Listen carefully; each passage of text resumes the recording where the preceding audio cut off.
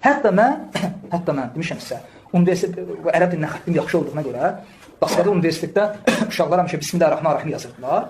Bir daskanı təmiz siliblər, jublar, təmiz siliblər. Uşaqlardan biri mənə dedi ki, dur, orada Bismillahirrahmanirrahim yaz, xəttin yaxşıdır. Mən də durdum, yazdım, fələ təd'u və ennəl məsəcidə lillahi fələ təd'u ma'allahi əhədən. Məscidlər Allaha aiddir. Allahdan qeyrisini çağırma, Allahdan qeyrisini səslənmə, Allahdan qeyrisini dua eləmə. Bu ayəni yazdım, amma belə yazdım. Oturan kimi, baxdır axı, Tevhid iynə kimi baxır. Niyə narahat olursun sən? Sən fəxrləməlisən ki, qardaş, Allah razı olsun. Allah razı olsun. Fələ təd'u ma'allahi əhədən altında iyyəkə nəbudu və iyyəkə nəstəin də yaz. Düzdürmü? Sən bu deməlisən mənə. Oturan kimi tələbələrdən biri, adını çəkmirəm, qalxdı dedi ki, belə elədi, belə elədi. Yazmağa başqa ayə tapmadı. İki kişi müsəlmansın, özü müsəlman deyirsən də. Yazmağa başqa ayə tapmadı. Özü ayələri bölüblər. Bu ayələr Vahabilərin ayələri. Bunlar belə deyirlər də. Bu indi tələbə qanmazdır, nəysə getdi. Müəllim girib içəri. Girib belə baxır. Fələ təd'u Allah. Kim yazıb bunu? Göstərdilər mənə, sən fikir deyir, nə demək istəyirsən? Deməli, ayə ona nəsə deyir. Mən ona deyirəm ki, ayə sənə nəsə deyir. Deyir, sən nə demək istəyirsən? Mən demirəm, Allah Azza və Cəllədir. Çünki kəlam mənim kəlamım deyil, mən sənə deyim nəsə. Mən orada öz sözümü yazsam, sən mənə deyərsən ki, nə demək istəyirsən? Bismillahirrahmanirrahim. Elhamdülillahi Rabbil aləmin. Və sallallahu alə Muhammedin və alihi tahirin. Və la'nu daimu alə a'daihim əcməin. Biz təqribən bir ay bundan qabaq yalancı kimi tanınan və bəzi yalanlarını biz də göstərmişik. Bir vəhabinin çıxışını tənqid etmişdik. O çıxışında deyirdi ki, mən bir dəfə tələbə olanda yazı taxtasında bir ayə yazmışdım, Tevhid ayələrindən birini, Allahdan başqasını çağırmayın məscidlərdə və bunu tələbə və ustad gəldi, soruşdu ki, bunu kim yazıb? Mən dedim, mən yazmışam və bunu belə qələmə verir ki, güya bu Tevhid ayəsi şiələrə batır və şiələr Tevhid ayəsinin xoşları gəlmir. Güya bunu deməklə də bizim müşrik olduğumuzu, özlərinin Tevhid əhli olduqlarını göstərməyə çalışırdı. Əlbəttə, biz həmin bəhsdə onun cavabını vermişdik və qeyd etmişdik ki, sən Vəhabi və digər Vəhabilər bu ayələri ki, səhv başa düşürsünüz öz batil fəhminizə əsasən və siz tərəfindən yazılanda zaten bu digər sünni və şiələr arasında narahatçılığa səbəb olur. Niyə? Çünki sizin yazdığınız o Tevhid ayələri ki var, onu yazmağınızın arxasında nə gizlənir? Bu gizlənir ki, bəli, biz müvəhhidik, siz şiələr və sünnilər müşriksiz. Niyə? Çünki təvəssülə etiqad edirsiniz, insanlar dünyadan gedəndən sonra salihləri vəsilə qərar verirsiniz. Bunun xülasəsi bir kəlmə ilə izah eləsə bundan ibarətdir. Və o Vəhabiyə başa saldıq ki, sən başa düşməyəndə bunu soruş, biz sənə başa salaq ki, sən necə dayaz düşüncəli, dar düşüncəli bir insansan və belə məsələləri başa düşmürsən.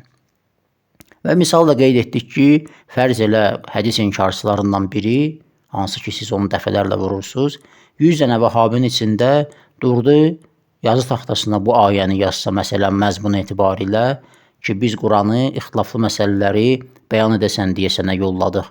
Bu ayəni yazsa, sizə bu ayə batarmı? Hamısı durub orada etiraz edəcək. Niyə? Çünki bu ayəni bir hədis inkarçısı yazırsa, deməli, mənası budur ki, hədisləri kənara qoyun, ancaq Quran ayəsidir, ancaq Quran bəs eləyir. Və durub etiraz edəcəksiniz. Elə hədis inkarçısı da Qurandan danışır da, deyir ancaq Quran. Niyə sizə batır? Bunu da misal olaraq qeyd etmişdik. Və bir hadisə baş verib ki, hamı artıq bunu bilir və bu barədə danışır. Bu hadisəni yəqin ki, həmin Vəhabi də artıq bilir və bu ona bir daha sübut oldu ki, bizim dediyimiz doğrudur. Yəqin ki, bu hadisə baş verəndə artıq özünün yanlışını bir daha başa düşdü. O hadisə nədir? Deməli, bizim millimiz futbol üzrə milli komandamız Ukrayna ilə oynayanda 8 nömrəli futbolçu Emin Mahmudov qol vurandan sonra qədərxum işarəsi göstərib və bu da Vəhabiləri narahat eləyib. Biz dəfələrlə demişik, biz bu barədə xas bəhs hazırlamışıq ki, Vəhabilər İmam Əlinin aleyhissalam adı gələndə o göydən daş yağma məsələsi var, ona çevrilirlər. Yəni bu adamlar narahat olurlar. Narahat olurlar ki, niyə görə Muaviyyənin adı yox, məsələn İmam Əlinin aleyhissalam adı çəkilir. Yəni özlərini borclu hiss edirlər ki, birdən Muaviyyə bizdən inciyər, narahat olar. Biz də bir alternativ olaraq İmam Əlinin aleyhissalam adının müqabilində Muaviyyənin adını gətirək. Bax, niyə narahat olmuşsunuz? Sən Vəhabi, Get həmin o vəhabilərə deyirlər ki, niyə narahat olursunuz axı? İmam Əli də əleyhissalam bizim 4-cü xəlifəmizdir, sahabədir, əhl-i beytdəndir. Niyə demirsən? Get insanlara başa sal ki, bəli, siz narahat olmayın, biz də Əlini sevirik əleyhissalam. Baxın, həmin futbolçu nə edir? Həmin futbolçu qol vurandan sonra və digər başqa futbolçulardan da bu müşahidə edilib. Qol vurandan sonra bir əli ilə o bir əlini tutur və qədərxunda Peyğəmbərin sallallahu aleyhi və aleyh İmam Əlinin aleyhissalam əlini qaldırmasına işarə edir. Hansı ki, bu hadisə biz dəfələrlə göstərmişik. Vəhabilərin, sünnilərin, şiyələrin səhih kitablarında mövcuddur. Səhih hədislərində hətta vəhabilərin mövcuddur ki, bəli, İmam Əli aleyhissalam Peyğəmbər onun əlini qaldırdı və dedi, mən kimin mövlasıyam, Əli onun mövlasıdır. Sadəcə ixtilaf Məvla sözünün mənasındadır. Biz deyirik, bu rəhbərdir, onlar deyirlər ki, yox, bu dost mənasındadır.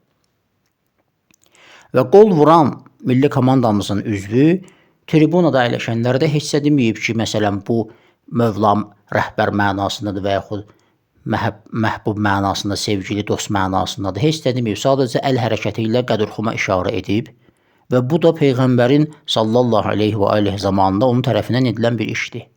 Və deməyib ki, mən bunu Mövla mənasında, rəhbər mənasında deyirəm və yaxud dost mənasında deyirəm.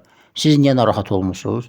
Elə siz də deyin ki, bəli, Peyğəmbər əlini qaldırdı, bu olub. Niyə görə bundan ötürü narahat olursunuz? Çünki bu bir şiədən baş verib. Necə ki, o sən vəhabidən baş vermişdi və sual yaratmışdı, təəccüb yaratmışdı. Dedilər ki, niyə bunu nə məqsədlə yazırsan? Çünki məqsədiniz bəllidir. Özünüzü güya müvəhhid hesab edirsiniz, baldırpərəst bir qövm olduğunuz halda Rəbbiniz səhih hədisdə göstərir, İbn Teymiyyə səhih hesab edib. Deyir ki, Peyğəmbər güya deyir ki, mən Rəbbimi üzü tüksüz, saçı qıvrıq, buruq saçlı, üzü tüksüz gördüm. Yaşıl bağçada əyləşmişdi və yaxud enir, qalxır. Bu cür bir tohidə etiqad edirsiniz. Tohidiniz bundan ibarətdir.